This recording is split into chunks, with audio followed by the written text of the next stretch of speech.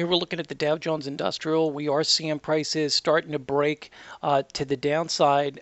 We see this really still holding this 18,200 range, and then it tried to bounce back up to the 18,130. Wasn't able to break through this. We were talking about this as being the 50-day moving average and the 21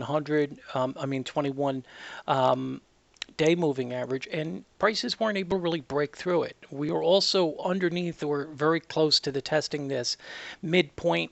I'm sorry, this is the channel formation here on the range, and it's the midpoint on the longer term. So here when we're looking at on here on this chart, we could see this kind of testing that. And here is when we look at it on the longer term chart. Let's just go there. We could see that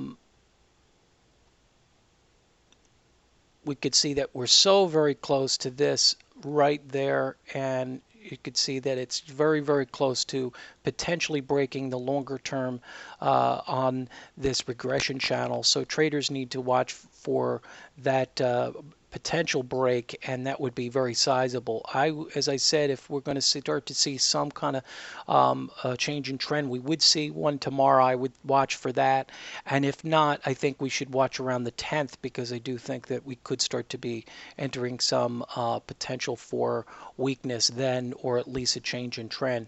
Watch for any little counter move. Maybe there we see a counter move until the 10th. That is always a possibility. So you see the two changes of trend. That's again a possibility. We're seeing weakness, or at least still continued action there.